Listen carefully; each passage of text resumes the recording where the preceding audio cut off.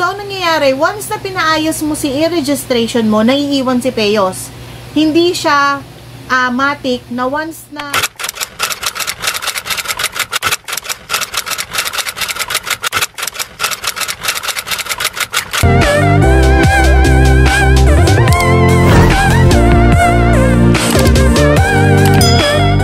welcome back po sa aming YouTube channel. Kamusta po kayo? Topic natin for today's video ay tungkol po how to update your PEA certificate. So, ano bang rason bakit kailangan mong i-update ang iyong PEA certificate? So, kadalasan sa gantong mga problema, kaya mo kailangang i-update ang PEA certificate kasi may naging problema yung e-registration mo. Ano ba yung mga nagiging problema na yon? Yun yung kadalasan, wala silang middle name, tas nag-register sila kung ano na yung mga nailagay. Pangalawa, yung junior, kadalasan, yung junior minsan nasa tabi ng pangalan, dapat kasi yon nasa dulo ng pangalan. Okay, may vlog ako tungkol doon kung saan dapat ilagay talaga ang junior. So, ayan, check nyo na lang yung mga last video, yung mga previous videos ko. So ang nangyayari, once na pinaayos mo si e-registration mo, naiiwan si Peyos. Hindi siya matic na once na ginawa mo yung i-registration at napaayos mo na sa help desk, matic na mag-change din si Peyos. Okay? So, ang mangyayari, ibubukod mo ng pag-aayos. Okay? Ituturo ko po sa inyo kung ano ang dapat mong gawin para maayos mo yung Peyos mo. Maging katulad yung Peyos mo doon sa i-registration mo na pinaayos mo na. Okay? So, okay. Ito, meron po ako naging client, kaso dito po siya shop yon sa computer shop, actually taga dito lang sa amin. So dati na siya nag-a-apply. So anong nangyari, gumawa na po siya ng account before 2020, kaso hindi po natuloy yung pag-abroad niya.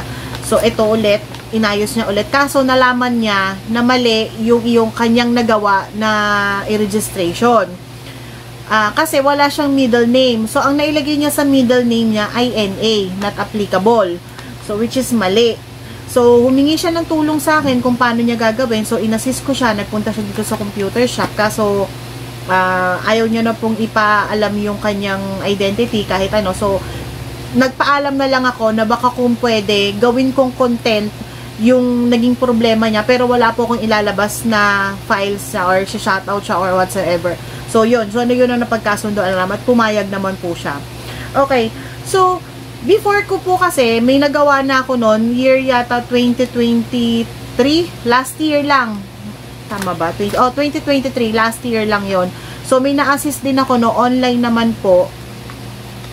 Tapos, nung in-assist ko siya, ganito na rin yung procedure, yung pag-aayos ng i-mail mo sa kanila para mapaayos nila. Kaso, ang nagiging problema kasi, may mga nagtatanong sa akin ng email address, pero pag ibinibigay ko sa kanila yung email address ng ICT, invalid daw yung email address. So ngayon, sinubukan ko, mga ilan din yung mga nagpa-assist sa akin dito sa computer shop. Same lang din yung proseso na ginawa ko doon sa nitong kailan lang, saka nitong ginagawa ko nung ilang araw lang. So, kaya naisipan kong i-share sa inyo para kung sakali may encounter po ninyo yung mga gantong klaseng pangyayari, alam nyo na rin po kung ano yung dapat yung gawin at mas mapabilis yung proseso para maging maayos yung PEA certificate ninyo. Okay, so simulan na natin. Okay, bali si sir, ang nangyari sa kanya, dahil nga sa wala siyang middle initial, so nailagay niya is not applicable. So, naayos na namin yung kanyang i-registration.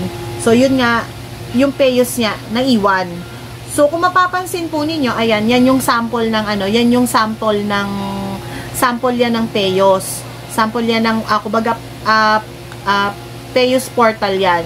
Kung mapapansin nyo, dito sa update na to, pag kinlik nyo yung update na yan, hindi naman siya nag-a-update ng kusa. So, parang nag-i-error pa nga, may lumalabas pa nga dyang error. So, hindi siya matic na nag-a-update. So, anong dapat mong gawin? So, ang gagawin mo sa kanya, kapag naayos mo na, i-help desk mo ulit si registration mo, naayos na yung pangalan niya. Pero ilalagay mo sa reason, dun sa details, kung ano yung ipagagawa mo. So, ako, nilagay ko, kung mapapansin po ninyo, ito yung pinaka-help desk ko. So, ayan, nilagay ko dyan na naayos na yung i-registration ko, kaso yung Payos hindi nagtutugma doon sa i-registration na pinaayos ko. Hindi siya nagma-match pa din kasi nung ginawa ko yung Payos na yan, kasabay nung mali pa yung i-registration ko. So nung naayos na si Ireg, hindi sumunod si Payos. Okay? So ayan, ninil ko. Tapos nag-reply sila sa akin. Ayan po yung ni-reply. Okay? So, importante yan, mai-ano natin, mai-help desk natin sa kanila. Bakit? Bakit nga ba? Kasi po, kung mapapansin po ninyo, eto, pakita ako sa inyo. Ayan. Nung dating nag-help desk po ako dati, ng 2023, yan din po yung lumabas. Pero, kung mapapansin po ninyo, nung 2023, saka nung 2024, magkaiba po yung email. Magkaiba po yung email na ibinigay nila sa akin. So, naisip ko na baka pa iba-iba po yung email na ibinibigay ng DMW. So, every time na may nagtatanong sa akin at binibigay ko po yung email ng sinasabi nila sa akin na invalid daw at nag-bounce back lang din daw po sa kanila yung email nila. So, naisip ko, nakadalawang assist na ako dito sa computer shop na 2 tao na nagpaayos sa akin ng Payos. Still, same procedure po yung ginawa ko. So, nung nag-mail din ako sa kanila, ganyan din po yung mail nila at sigurado na galing sa kanila yung email address na yan nung nag-help desk ako. So, ang ginawa ko, ginamit ko yung email address ni sir, tapos nag-mail po ako sa kanila. So, ang inilagay ko po dun sa pag-i-email ko, yung pinaka-body po ng letter. So, magandang araw po, ipapaayos ko po ang Payos certificate ko kasi nagkamali po ako ng inilagay ng middle name. Dapat NMN ang nakalagay. Yan, kung yung ni-register ng Payos certificate. Mali, nag-mail na po ako sa help desk at sa kanila ko nakuha ang email address nyo. So, importante kasi na i-help desk mo na muna yung iyong i-registration para mapaayos ang Payos mo para doon nila ibibigay sa'yo yung valid na email address na gagamitin mo sa kanila para makapag-mail ka naman. So, anong laman dapat nung inyong mail? So, ayan, yung i-registration, ayan po yung dapat nakasama niyan. 3 attachment po yung inilagay ko. Passport po ninyo, tapos yung i-registration profile, ayan. Kailangan po yung i-registration profile, yung tama na po, ha? Yung tama ng i-registration nyo, yung napaayos nyo na po sa i-registration. Then, last po ay yung inyong help desk. So, parang katibayan lang po na kayo po ay nag-help desk at sa kanila nyo po nakuha yung kay DMW din po nakuha yung pinaka-email address na gagamitin nyo para makapag-send kayo. So, ang bilis po ng procedure kasi kinabukasan, nag-reply na kagad si DMW at ayun nga, yung Payos niya ay okay na. So, nag-login po ako sa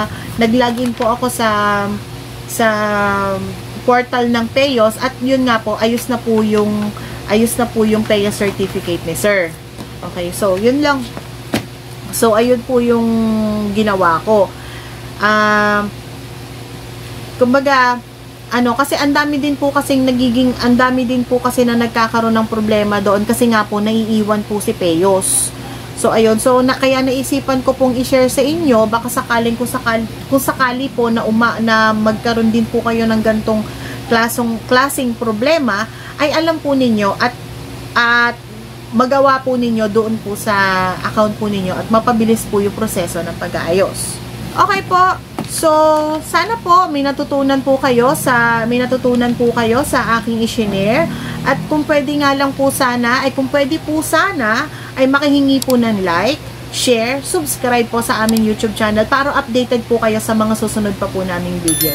Okay, maraming salamat po. Babu!